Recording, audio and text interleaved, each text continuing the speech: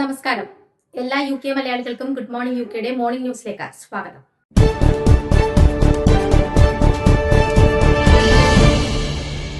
Hormuz കടലിടുക്കിലൂടെ എണ്ണ ടാങ്കറുകൾക്ക് സുരക്ഷ നൽകാൻ യുദ്ധക്കപ്പലുകൾ അയക്കണമെന്ന അമേരിക്കയുടെ ആവശ്യത്തെ തള്ളിയ നാറ്റോ രാജ്യങ്ങളെ വിമർശിച്ച അമേരിക്കൻ പ്രസിഡന്റ് ഡൊണാൾഡ് ട്രംപ് രംഗത്തെത്തി.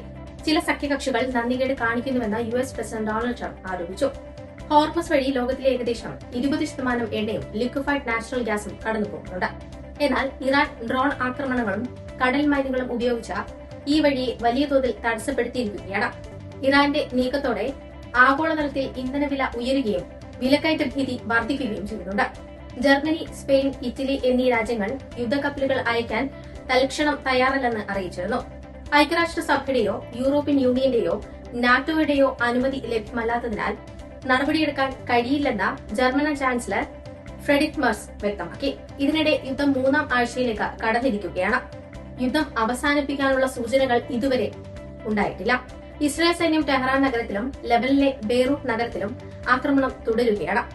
കൂടാതെ UAEയിലെ ഫുജേറയിലെ ഓയിൽ ഇൻഡസ്ട്രിയൽ സോണിൽ വീണ്ടും ഡ്രോൺ ആക്രമണം ഉണ്ടായിട്ടുണ്ട്.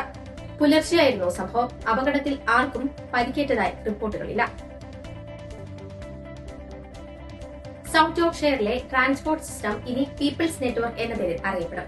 ഇന്നലെ മേയർ ഒലിവർ കോപ്പാർഡ് ആണ് പദ്ധതി പ്രഖ്യാപിച്ചത്. ട്രാം, ബസ്, ഹയർ ബൈക്കുകൾ എന്നിവയെല്ലാം ഏകീകരിച്ച പൊതു നിയന്ത്രണത്തിലാക്കാനാണ് പുതിയ പദ്ധതി. കുറഞ്ഞ ചെലവിലും ഏകോപിതമായ ഗതാഗത സംവിധാനത്തിലുമാണ് സർക്കാർ ലക്ഷ്യം വെക്കുന്നതെന്ന് അദ്ദേഹം വ്യക്തമാക്കി. മോൾട്ടൺ ഓറഞ്ച്, ആസ്പാൽറ്റ് ബ്ലാക്ക് നിറങ്ങളിലാണ് പുതിയ നെറ്റ്വർക്ക് രൂപകൽപ്പന ചെയ്തിരിക്കുന്നത്. അടുത്ത 5 വർഷത്തിനുള്ളിൽ ഒരു വലിയ ഇലക്ട്രിക് ബസ്സുകളും 25 പുതിയ ട്രാമുകളും അവതരിപ്പിക്കും. ബസ് സേവനങ്ങൾ അടുത്ത വർഷം മുതൽ സർക്കാർ നിയന്ത്രണത്തിലാക്കി ഫ്രാഞ്ചൈസ് മോഡിലേക്ക് മാറ്റും. അടുത്ത 5 വർഷത്തിനുള്ളിൽ ഏകദേശം 1.5 ബില്യൺ രൂപയുടെ നിക്ഷേപമാണ് പദ്ധതിക്കായി വിനിയോഗിക്കുന്നത്. അതിൽ 630 മില്യൺ പൗണ്ട് ട്രാം സംവിധാന നവീകരണത്തിനും 350 മില്യൺ പൗണ്ട് ബസ്സുകൾക്കുമായി വിനിയോഗിക്കും. ക്വാണ്ടം കമ്പ്യൂട്ടിംഗ് മേഖലയെ ശക്തിപ്പെടുത്തുന്നതിനായി 1 ബില്യൺ പൗണ്ട് വരെ ചെലവഴിക്കുമെന്ന് പ്രഖ്യാപിച്ച മന്ത്രി റേച്ചൽ റീവ്സ്. രാജ്യത്തിന്റെ സമ്പദ് വ്യവസ്ഥയെ ഉണർത്തുന്നതിനുള്ള വലിയ പദ്ധതിയുടെ ഭാഗമായാണ് ഈ പുതിയ നിക്ഷേപം. സർക്കാർ പുറത്തിറക്കിയ വിവരങ്ങൾ പ്രകാരം രാജ്യത്തിന്റെ ക്വാണ്ടം ശേഷി വർദ്ധിപ്പിക്കാൻ ആകെ 2 ബില്യൺ പൗണ്ടിന്റെ പദ്ധതിയാണ് നടപ്പാക്കാനിരിക്കുന്നത്. ഇതിൽ മുൻപ് പ്രഖ്യാപിച്ച 1 ബില്യൺ പൗണ്ടിന്റെ നിക്ഷേപവും ഉൾപ്പെടുന്നുണ്ട്. ക്വാണ്ടം കമ്പ്യൂട്ടറുകൾ ഒരേ സമയം നിരവധി സാധ്യതകളിൽ പ്രവർത്തിക്കാൻ കഴിവുള്ളതിനാൽ മെഡിക്കൽ പരിശോധന, ഗ്രീൻ ഹൌസ് വാതക നിരീക്ഷണം, സുരക്ഷിത ആശയവിനിമയം തുടങ്ങിയ മേഖലകളിൽ വലിയ മുന്നേറ്റങ്ങൾക്ക് സഹായകരമാകുമെന്ന് വിദഗ്ധർ വിലയിരുത്തുന്നുണ്ട്. റീവ്സ് ഇന്ന് നടത്തുന്ന പ്രസംഗത്തിൽ 500 മില്യൺ പൗണ്ട് വില വരുന്ന സോവറൈൻ AI ഫണ്ട് ഏപ്രിൽ ആരംഭിക്കുമെന്ന് പ്രഖ്യാപിക്കും. രാജ്യത്തെ ആർട്ടിഫിഷ്യൽ ഇന്റലിജൻസ് കമ്പനികളെ പിന്തുണയ്ക്കാനാണ് ഈ ഫണ്ടിലൂടെ ലക്ഷ്യമിടുന്നത്. യുവാക്കൾക്ക് കൂടുതൽ തൊഴിലവസരങ്ങൾ സൃഷ്ടിക്കുന്നതിനായി സർക്കാർ 1 ബില്യൺ പൗണ്ട് അധിക നിക്ഷേപം നടത്തുമെന്ന് അറിയിച്ചു. വിദ്യാഭ്യാസം, തൊഴിൽ, പരിശീലനം എന്നിവയിൽ ഒന്നിലും പങ്കെടുക്കാത്ത ഏകദേശം 10 ലക്ഷം യുവാക്കളെ തൊഴിൽ രംഗത്തേക്ക് കൊണ്ടുവരാനാണ് സർക്കാർ പുതിയ പദ്ധതി വഴി ലക്ഷ്യം വെക്കുന്നത്. പുതിയ കണക്കുകൾ പ്രകാരം 16 മുതൽ 24 വയസ്സുവരെയുള്ളവരിൽ തൊഴിലില്ലായ്മ കഴിഞ്ഞ 10 വർഷത്തിനിടെ ഏറ്റവും ഉയർന്ന നിലയിൽ എത്തിയിട്ടുണ്ട്. യൂറോപ്യൻ രാജ്യങ്ങളെ അപേക്ഷിച്ച് ഇത് കൂടുതൽ ഗുരുതരമാണെന്നും റിപ്പോർട്ടുകൾ ചൂണ്ടിക്കാട്ടുന്നുണ്ട്. യുവാക്കളെ നിയമിക്കാൻ കമ്പനികൾ തയ്യാറാക്കുന്നതിന് വേണ്ടി പ്രത്യേക ഗ്രാന്റുകളും സബ്സിഡി അടിസ്ഥാനത്തിലുള്ള ജോലികളും നൽകുമെന്ന് വർക്ക് ആൻഡ് പെൻഷൻ വകുപ്പ് മന്ത്രി പാറ്റ് മാക്ഫെഡൻ വ്യക്തമാക്കി. ഇതിലൂടെ ഏകദേശം 2 ലക്ഷം തൊഴിലവസരങ്ങൾ സൃഷ്ടിക്കാനാകുമെന്നാണ് സർക്കാർ ലക്ഷ്യം വെക്കുന്നത്. യുവാക്കളുടെ തൊഴിലില്ലായ്മ കുറയ്ക്കുന്നതിനും രാജ്യത്തിന്റെ സമ്പദ് വ്യവസ്ഥയ്ക്ക് ഉണർവ് നൽകുന്നതിനുമുള്ള പ്രധാന നടപടിയായാണ് ഈ പദ്ധതി വിലയിരുത്തപ്പെടുന്നത്. ഡിസ്കൌണ്ട് ടിക്കറ്റുകൾ, റെയിൽ കാർഡുകൾ ഉപയോഗിച്ച് വാങ്ങുന്ന യാത്രക്കാരെ ലക്ഷ്യമാക്കി നടക്കുന്ന ടിക്കറ്റിംഗ് തട്ടിപ്പുകൾ തടയാൻ രാജ്യത്ത് പുതിയ പരിശോധനാ സംവിധാനം പരീക്ഷണാടിസ്ഥാനത്തിൽ ഏപ്രിൽ മുതൽ ആരംഭിക്കും.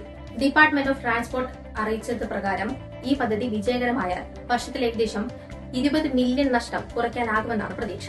കൂടാതെ ടിക്കറ്റ് നിയമങ്ങൾ ശരിയായി മനസ്സിലാക്കാത്തതിനാൽ പിഴവുകൾ സംഭവിക്കുന്ന യാത്രക്കാരെ തെറ്റായി ശിക്ഷിക്കുന്ന സാഹചര്യം ഒഴിവാക്കാനും ഈ വഴി സാധിക്കും.